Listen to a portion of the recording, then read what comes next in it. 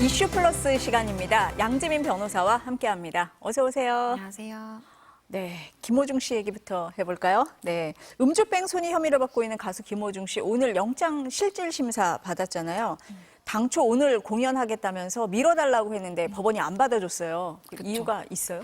일단은 법원 입장에서는 본인의 콘서트를 이유로 해서 이렇게 영장 실질심사의 일정을 좀 조정해달라라는 신청에 대해서 받아들여줄 가능성은 애초에 좀 낮았다라고 보입니다. 네. 왜냐하면 개인적으로 어떤 건강상의 중대한 사유가 있는 것도 아니고 그리고 뭐 신상에 큰 문제가 생길 수 있을 만한 그러한 중대한 사유가 있다라고 보기 어렵기 때문에 사실상 이렇게 본인의 어떻게 보면 뭐 업무의 일환이겠죠. 본인이 일하는 것을 이유로 해서 이렇게 영장 실질 심사를 밀어주는 경우는 없다라고 보셔야 되고요. 영장 실질 심사가 아니라 그냥 일반 형사 재판 중에는 본인이 정말 급박하게 뭐 어딘가를 일정이 있다라든지 이런 경우에는 검찰과의 상호 양해 하에 이렇게 조금 밀어주는 경우도 있습니다. 하지만 이거는 구속을 하느냐 마느냐를 결정하는 실질 심사잖아요. 이런 경우에는 중대한 사유가 아닌 이상은 그 예정대로 진행이 됩니다. 콘서트는 중대한 사유가 아니다라고 본 거네요. 그렇죠. 사실은 뭐 제가 네. 이런 비유가 적절할지 네. 모르겠지만 일반 직장인의 경우에 내가 중요한 계약건이 있어서 그거 체결하러 미팅을 간다라고 하면 사실 법원 입장에선 받아들여줄 이유가 없는 것이잖아요. 그런 경우의 일환으로 본 것이다라고 봅니다. 네. 영장 실질 심사 이제 끝났다고 얘기가 들어왔는데 이러면 이제 오늘 구속 여부가 결정이 되잖아요. 어떻게 예상하세요? 일단은 일반적으로는 이렇게 음주 사건, 그러니까 내가 음주운전을 하고 사고 미조치로 이렇게 도주한 그런 사건에 대해서 구속영장이 신청이 되고 실제로 영장이 발부되는 그 비율을 보자면 굉장히 낮습니다. 낮아요? 맞습니다. 예. 그런데 지금 김호중 씨는 거기서 더 진행이 됐죠. 왜냐하면 증거를 인멸하려고 조직적으로 은폐하려는 그런 일들이 있었기 때문에 사실은 그 부분에 초점을 맞춰서 아마도 수사기관은 구속영장 발부 필요성을 주장을 했을 것이고요. 반대로 김호중 씨의 입장은 이제 결국에는 어쨌든 어떤 과정을 거쳤든 자백은 했잖아요. 내가 술을 마셨다라는 건 인정을 했고 그리고 수사에 앞으로 충분히 협조를 할 것이기 때문에 영장 발부는 돼서는 안 된다라고 아마 주장을 할 것인데요. 법원 입장에서는 증거인멸 가능성, 도주의 가능성을 이제 초점을 맞춰서 보게 되는데 도주의 우려는 없다라고 볼지라도 추가적인 증거인멸 가능성이 있다라고 볼 가능성도 있습니다. 그렇기 네. 때문에 일반적인 사례에서 이와 비슷한 경우에 사실은 영장 발부 가능성은 굉장히 낮지만 이번 사안의 경우에는 검사 측에서 검사가 지금 출석을 할 정도로 굉장히 좀 공세를 몰아붙이고 그러니까요. 있는 그런 수사 상황이어서 검사가 담당 검사가 직접 맞습니다. 영장 심사에 나온다고 하는데 이례적인 거죠? 굉장히 이례적입니다. 네. 왜냐하면 지금 쭉 다들 아시는 것처럼 경찰이 수사를 진행해온 네. 사건이고 경찰이 이제 출석을 해도 되는 사건인데 검찰이 아니다. 이제 내가 담당하는 사건이고 이것은 사법방해에 해당하기 때문에 증거인멸 가능성에 대해서 검찰 측에서도 출석을 해서 재판부의 의견을 개진하겠다라고 결심한 것으로 보입니다. 검찰총장도 관심을 보인 사건이잖아요. 그런 영향도 좀 있을까요? 아무래도 네. 이제 사법방해라는 것에 좀 초점이 사법방해. 맞춰지다 보니까 예. 지금 법원 입장에서도 엄격하게 볼 수밖에 없는 상황이 돼버렸습니다.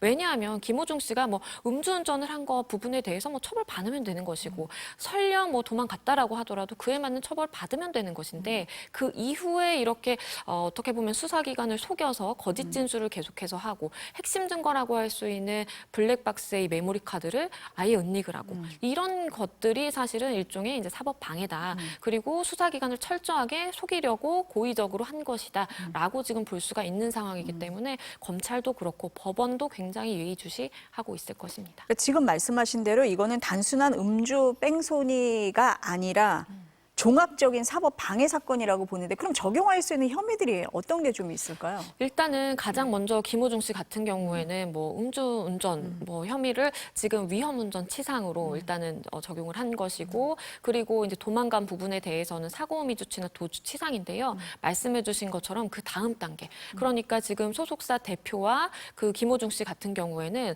범인 도피 관련해서 교사 내지는 방조의 책임이 있다라고 지금 혐의를 받고 있는 상황이고요. 그리고 그리고 한 지금 영장실질심사에 출석을 한 본부장이라고 일컬어지는 그 매니저 중에 한 사람의 경우에는 증거인멸 혐의를 받고 있습니다. 메모리 카드를 삼켰다고 주장하잖아요. 맞습니다. 네. 본인이 일단은 수사기관에서 한 진술인데요. 내가 메모리 카드 이제 삼켜버렸다라고 진술을 해서 실제로 수사기관이 그 메모리 카드 확보하지도 못한 상황이고요.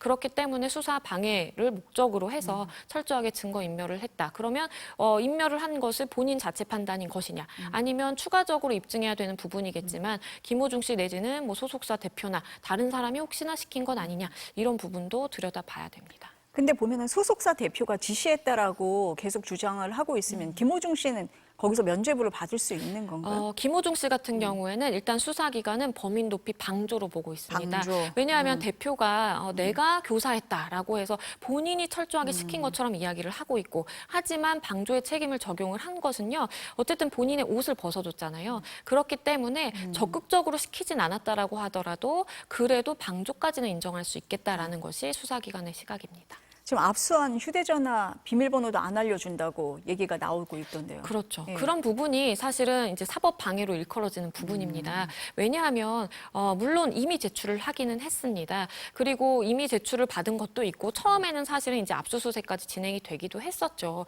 그런데 중요한 것은 이러한 증거물, 그러니까 휴대전화를 수사기관이 확보하더라도 이걸 포렌식하거나 풀 수 없으면 잠금이 되어 있으면 무용지물인 것입니다. 그런데 여기서 전혀 수사에 협조를 하고 있지 않기 때문에 기존에 본인이 밝혔던 본인이 죄를 달게 받겠고 수사에 협조하겠다라는 것과는 굉장히 배치되는 그런 행동으로 보입니다. 이번에 이제 김호중 씨 사건 보면요. 음주 사고를 내고 법망을 피하는 방법이 저렇게 많은가 싶거든요. 그러니까 음주 운전으로 걸리는 것보다 일단 도망치는 게 낫다, 이런 허점을 보여주기도 하거든요. 그렇죠. 그 네. 부분이 굉장히 우려스러운 부분입니다. 왜냐하면 많은 뉴스를 접하시는 분들도 혹시나 내가 음주운전을 하다가 만약에 저런 비슷한 상황에 처하게 되면 이렇게 도망갈까? 하면 그럴 것 무죄를 같아요. 받을 수 네. 있구나, 이런 생각을 사실 하실 수가 있기 때문에 이번 일을 계기로 해서 뭔가 좀 법을 손질을 하는 것도 필요해 보이고요. 일단 말씀해 주신 것처럼 음주운전 사고라든지 이런 발각이 됐을 때 일단은 그 현장을 떠나게 되면 음주 수치가 나오지 않는 한 음주운전으로 입고는 불가능한 것이거든요. 그렇기 때문에 만약에 이렇게 비슷한 상황에서 김호중 씨처럼 내가 음주운전을 죄를 받지 않은 그러한 면피의 목적으로 도망간다면, 아니면 도망가서 고의로 술을 마셔버린다면, 그렇다면 이거는 처벌할 수 있게 해야 된다라고 해서 대검에서도 일단 법무부에 건의를 한 건의를 상황이고요. 했죠. 네. 우리가 일명 김호중법이라고 해서 지금 김호중 마련될 가능성도, 방지법이라고까지 김호중 하죠. 방지법 예, 예. 맞습니다. 그러니까 그런 거의 일환으로 좀 제도적으로 법적으로 보완될 부분이 있다, 이렇게 보시는 그렇죠. 거죠. 왜냐하면 일단은 음주 사고가 발생했던 음주가 발각된 이후에 술을 마셔버리면 수사기관 입장에서는 술을 마신 시점에 대해서 특정하기가 굉장히 힘들어지거든요. 어렵죠. 예, 예. 그러니까 이거는 입법의 공백이 명백하게 있는 것입니다. 그러면 이러한 사람들에 대해서 우리가 수치가 없으니까 음주운전으로 처벌하는 것은 불가능하다고 하더라도 적어도 음주 측정을 거부하는 정도로는 최소한 처벌할 수 있지 않느냐라는 것이 대검의 시각입니다. 다른 이슈 한번 얘기해 볼게요. 어제 대법원 전원 합의체 만장일치로 내린 판결인데요. 이미 이혼을 했더라도 혼인을 무효로 할 수 있다, 이런 내용인데 먼저 들어보실까요? 혼인관계가 이미 해소된 이유라고 하더라도 혼인 무효 확인을 구할 이익이 인정된다는 것이. 이 판결 취지가 어떤 겁니까? 일단은 네. 지금 보신 것처럼 네.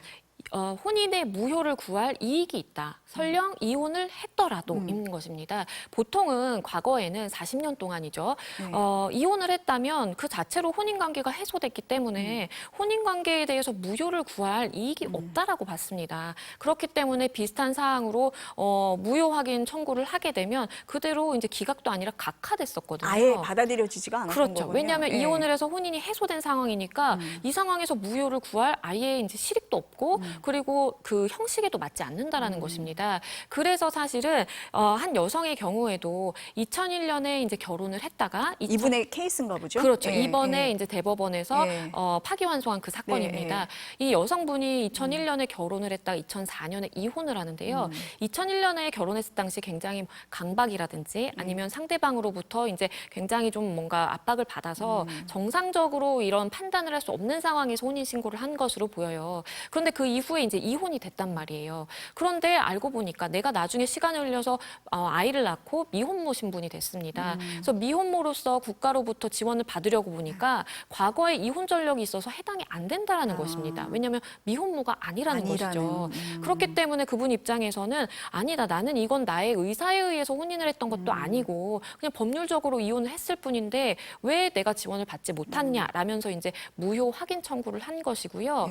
1심과 2심에서는 각하됐습니다. 아예 받아들일 필요도 없다라는 거예요. 하지만 이거 대법원까지 올라갔고요. 결국에는 대법원에서 이제 항소심으로 돌려보내서 다시 판단해라. 무효를 구할 실익이 있기 때문에 이거는 무효인지 아닌지를 검토를 해봐야 된다라고 봤습니다. 이렇게 무효를 원하는 혼인 무효를 원하는 분들이 좀 있을까요? 있으세요? 어떤 경우에 많지는 그럴까요? 않지만 예. 이런 부분은 있습니다. 왜냐하면 어쨌든 상대방과 명확한 합의 의사가 없이 혼인 신고를 하게 되면 이건 무효의 사유에 해당하거든요. 근데 이렇게 해서 혼인이 됐다고 하더라도 무효를 입증해서 무효를 청구해서 받아들여지기는 굉장히 힘들다 어렵다. 보니까 예, 예. 그리고 상대방과 그냥 합의만 있으면 우리가 사실 이혼하기는 쉽잖아요. 그렇기 때문에 원래 처음부터 무효로 갔어야 되는 사건들도 그냥 상대방과 뭐 사실 소송을 할 그런 여력도 없고 없는 그런 분들? 경우에 그냥 합의 이혼을 해버리는 경우도 있는 거예요. 그런데 나중에 와서 이렇게 법적으로 내가 뭔가 불편한 것이 있고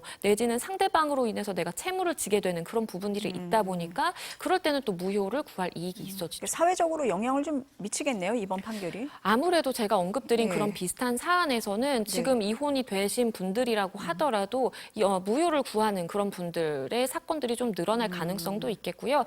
하지만 이렇다라고 해서 내가 무효의 사유가 있는 것 같아서 청구하면 무조건 받아들여진다 이건 아니고요. 아니고. 법원이 굉장히 까다롭게 무효에 대해서는 볼 수밖에 없는 것이 만약에 무효를 받아들이게 되면 이 두 사람 간에 성립했던 법률 관계가 처음부터 아예 없었던 것으로 되기 때문에 사실은 법적 안정성을 굉장히 좀 해칠 수 있거든요. 그렇기 때문에 법원에서는 굉장히 좀 엄격하게 볼 판단을 거다. 할 수밖에 없습니다. 네.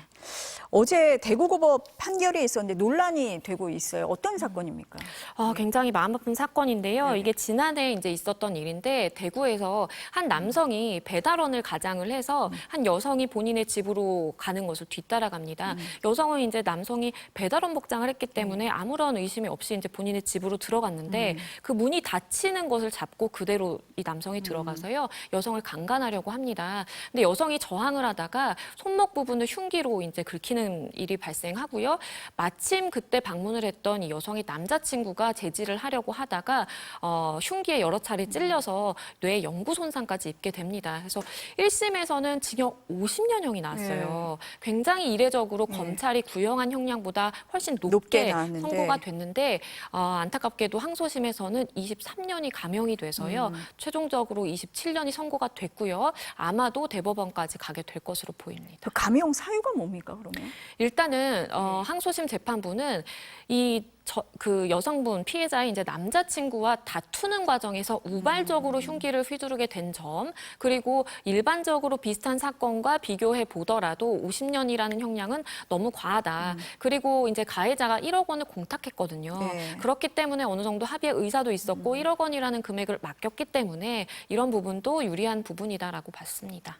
피해자 측에서는 반발할 것 같은데요. 뭐 구제나 보상 방법은 없는 겁니까? 당연히 반발할 수밖에 없습니다. 네. 왜냐하면 이 여성의 경우에도요. 양쪽 손이 다 다친 상태고 지금 감각도 돌아오지 않는 상태고요. 특히나 이 피해자 남성의 경우에는요. 영구적으로 뇌 손상을 입어서 지금 한 11살 정도의 지능만 가지고 있는 상황입니다. 안타까운 상황이군요. 맞습니다. 예, 이렇게 예. 영구적으로 이 장애를 입었고 영구적으로 어떠한 회복이 불가능한 그런 상황임에도 불구하고 아무도 사망하지 않았다. 미수에 그쳤다. 그러니까 살인 미수에 그쳤다라는 것을 이유로 해서 이렇게 23년이나 감형이 된 감형이죠. 것인데요. 일단은 피해자 측에서는 1억 원으로는 이제 불충분하다라는 것이고요. 아마도 추가적으로 들어가는 손해에 대해서는 민사 소송을 통해서 내야 될 것으로 보이는데 사실상 금전적인 구제가 큰 의미가 있을까라는 또 그러게요. 생각도 듭니다. 이 정도 상황이면은 그걸로 다 보상이 된다 이렇게 보기는 좀 어려울 것 같네요. 그러니까 국민 정서나 법감정 또 지금 우리도 얘기하지만 현실과 좀 동떨어진 거 아니냐 이 괴리가 좀 있거든요. 네. 이 부분은 어떻습니까? 일단은 제가 생각하기에는 그 양형 기준, 재판부에서 판단하게 되는 그 기준이라고 볼 수 있는 재판부의 양형 기준에 대해서 조금 더 우리가 좀 세분화해야 되지 않을까라는 생각도 해보고요. 그리고 무조건 처벌 수위를 높이는 게 사실은 뭐 다 좋은 것은 아닙니다. 양가의 이제 장단점이 있겠지만 이런 사안의 경우에는 사실은 영구 손상이라고 한다면 치료비가 얼마나 더 들게 될지 이 사람이 살면서 정말 일을 평생 못하게 될 수도 있고 받아야 되는 손해에 대해서 액수로 계산하기는 굉장히 좀 한계가 있는 그렇죠. 것이거든요. 그렇기 때문에 이런 경우에는 금전적으로 보상을 하고 위자하는 것도 당연히 중요하지만 이것을 형량에 반영하는 것도 우리가 충분히 고려를 해봐야 된다라고 생각합니다. 양형 기준에 대한 고려가 조금 더 필요하다. 네. 네. 네, 오늘 말씀 여기까지 듣겠습니다 감사합니다. 감사합니다.